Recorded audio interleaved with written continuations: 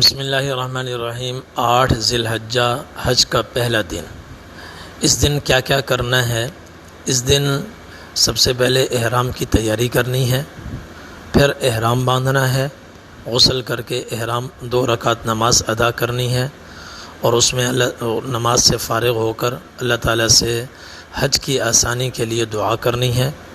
پھر دعا کے بعد سر سے کپڑا اتار کر، سر سے کپڑا ہٹا کر، پھر مرد حضرات سر سے کپڑا ہٹائیں گے اور حج کی نیت کر کے تلبیہ 3 مرتبہ پڑھیں گے، اور اللہ تعالیٰ سے یہ عرض کریں گے، اللہم انی ارید الحج فیسرہ لی وتقبلہ منی۔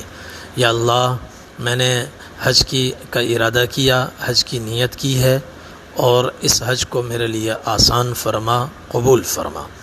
اس کے بعد کثرت سے تلبیہ پڑھیں گے، احرام باندھنے کے بعد منا کی طرف چلیں گے، اور 8 ذی الحجہ کے مسنون اعمال یہ ہیں کہ ظہر، عصر، مغرب، عشاء اور 9 کی فجر، یہ 5 نمازیں منا میں ادا کی جائیں۔ یہ مسنون عمل ہے۔ اور نمازوں کے اوقات کے علاوہ باقی اوقات میں کیا کرنا ہے؟ قرآن کریم کی تلاوت کرنی ہے، ذکر و اذکار کرنا ہے، اور کثرت سے تلبیہ پڑھنا ہے، لبیک اللہم لبیک، لبیک لا شریک لک لبیک، ان الحمد والنعمت لک والملک لا شریک لک۔ سنت یہ ہے کہ منا کی طرف روانگی مکہ مکرمہ سے ہو اور سورج نکلنے کے بعد ہو۔ 8 ذی الحجہ کو سورج نکلنے کے بعد مکہ مکرمہ سے منا کا رخ کیا جائے، اور ظہر سے پہلے منا پہنچ جائیں، پھر وہاں 5 نمازیں 9 کی فجر تک ادا کریں۔ مگر چونکہ حجاج کرام کی کثرت بہت ہو گئی ہے اور لاکھوں میں ان کی تعداد چلی گئی ہے، اس لیے اکثر گروپ والے، مکتب والے، وہ اپنے حجاج کرام کو معلمین، وہ 7 اور 8 ذی الحجہ کی درمیانی شب کو ہی لے جاتے ہیں۔ تو اب آپ حضرات کو آپ کے مکتب والے بتا دیں گے کہ عشاء کے بعد آپ کی روانگی ہے، تو عشاء کی نماز کے بعد آپ حضرات احرام کی تیاری کریں، غسل کر لیں، احرام باندھ لیں اور تیار ہو کر بیٹھ جائیں۔ اور پھر جب گاڑی آ جائے تو گاڑی میں سوار ہو جائیں، اور ہوٹل سے چلتے ہوئے نماز پڑھ کر احرام کی نیت کر لیں، اور اس کے بعد پھر احرام کی پابندیاں آپ پر لازم ہو جائیں گی۔ ان پابندیوں کی پوری رعایت کرنی ہے، اپنے آپ کو ان سب چیزوں سے بچانا ہے۔ خوشبو سے بچانا ہے، سلے ہوئے کپڑے سے بچانا ہے، مرد حضرات کے لیے ہے۔ عورتیں اپنے عام کپڑے پہنیں گی جو گھر میں پہنتی ہیں، یا جو چاہیں لباس پہن سکتی ہیں۔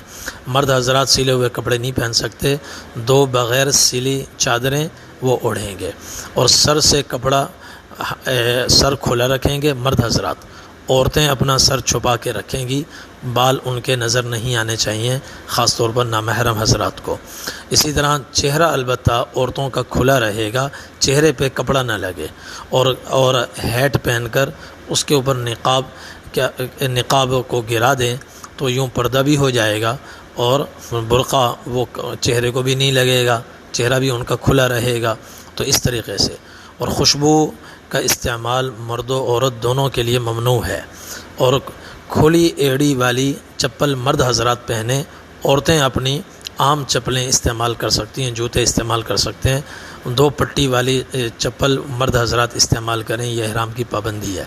اسی طرح احرام کے اندر مرد و عورتوں پر دونوں پر لازم ہے کہ وہ بال بھی نہ تراشیں، ناخن بھی نہ تراشیں، ان کی بھی رعایت ضروری ہے۔ خوشبو سے مکمل طور پر اپنے آپ کو بچائیں، اور پھر حجاج وہ معلمین رات ہی کو آپ کو منا لے جائیں گے۔ بظاہر فجر کی نماز آپ کو منا میں ادا کرنی ہوگی، اور 8 کی عشاء تک آپ منا میں رہیں گے۔ پھر اگرچہ 8 اور 9 کی درمیانی شب منا میں گزارنا مسنون ہے، مگر معلمین وہ حجاج کی کثرت کے پیش نظر عشاء کے بعد ہی فجر سے پہلے تمام حجاج کرام کو عرفات کے میدان میں لے جاتے ہیں۔